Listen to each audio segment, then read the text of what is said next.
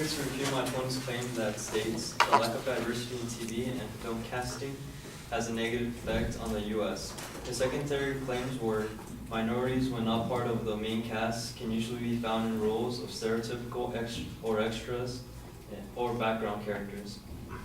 His second point was that stereotypical roles encourage negative/racist behaviors. The practice of whitewashing characters denies people of color the chance to be in non-stereotypical roles. And his last one was that from a business perspective, the lack of diversity can affect ratings. And my response to his claim is that there is insignificant evidence to prove whether or not it negatively affects the U.S. On his first secondary supporting claim, he focuses on the idea that minorities are stereotyped and usually put as extras or background characters. The evidence he used, and I quote from the Indiana University, children who are not doing other things besides watching television cannot help but compare themselves to what they see on the screen. He basically stated that if you're white and you are not better represented through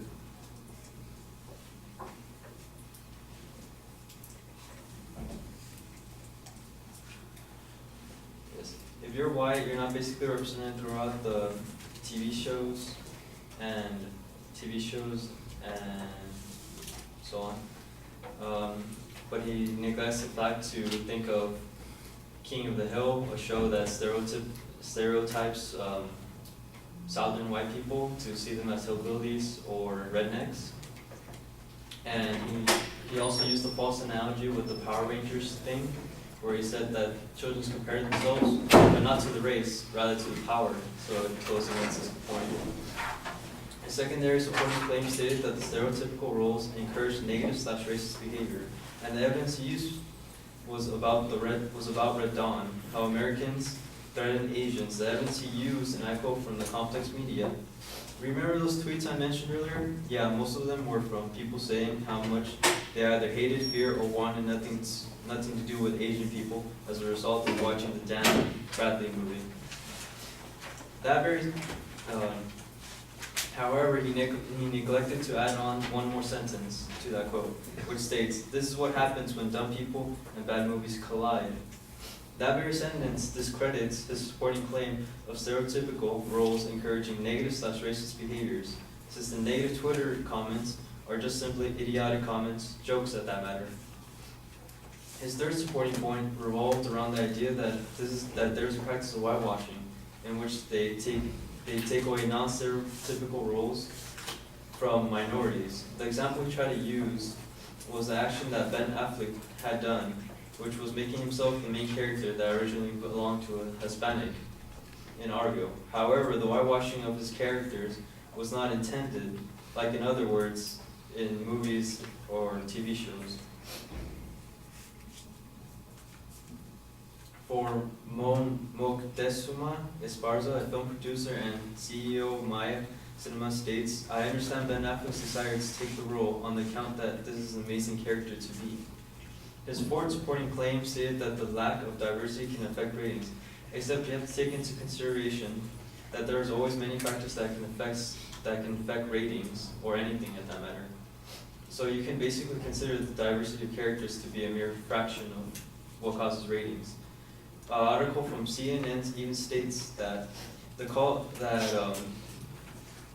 factors that make a TV program last is the great writers, producers, actors, desirable time slot, etc. To summarize, my opponent's evidence strength was lacking and questionable, so he had yet to really prove whether or not the lack of diversity affects the U.S. Thank you.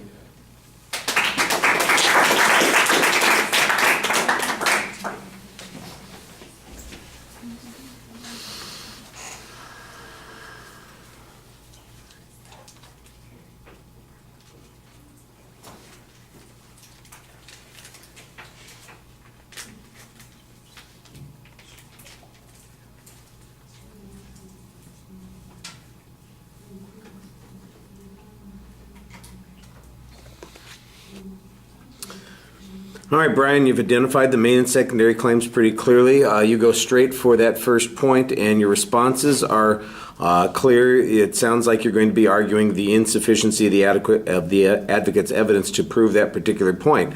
I think you cite the advocate's evidence on this point, but it's not very clear what it is you're saying about that evidence. It got a little convoluted and confusing.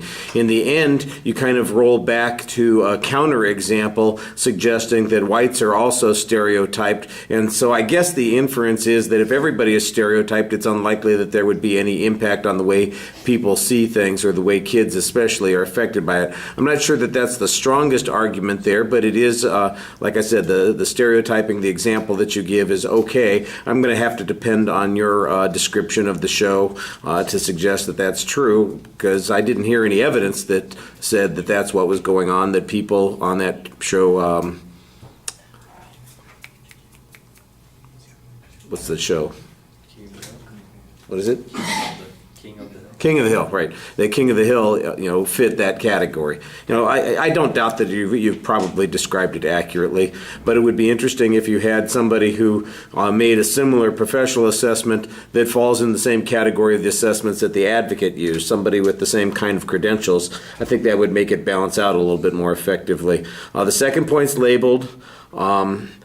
I thought it was interesting because it sounds like you have found that the advocate took a quote out of context, and that in fact the second sentence that follows up the one that precedes it seems to undermine entirely the way it's being treated and the value of the information there. I think that that's important. Let's make sure that you have the accurate quote so that you can cite it clearly. Here's what the advocate said, here's what the quote said, here's the source citation. Because, you're basically accusing somebody of an unethical tactic, and we want to make sure that we don't get anything confused.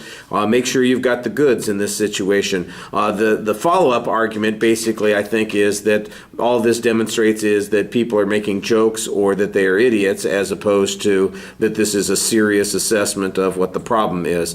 I think you need to give us a little bit more context for how Twitter works, for instance. Again, I understand, but you don't know who you're talking to all of the time, and you need to explain, that people mouth off on Twitter for all kinds of reasons, and it's full of all kinds of objectionable comments that people made because they're hiding behind a tag that is hard to identify them individually, and so they say ridiculous or out of context things, and that might make it seem a little bit less ominous. The whitewashing thing, I thought you had an interesting argument here, and that is that I guess the only example that they cited was Argo, and you said, look, Affleck took it because it had to do with the character rather than whether or not the character, they thought it was going to be more successful if they portrayed it as a non-Hispanic character. It's just who the character was, and he's the director of the film. Okay, I can see that. That seems pretty reasonable. Then you've got this general piece of information about what makes a television so successful. None of this is really talking in great deal about the issue that the advocate talked about, or the ultimate inference that they're making, and there's not any contrary evidence that suggests that people are not affected this way, but these are pretty good attacks on the issues that have been brought up. All right, thank you.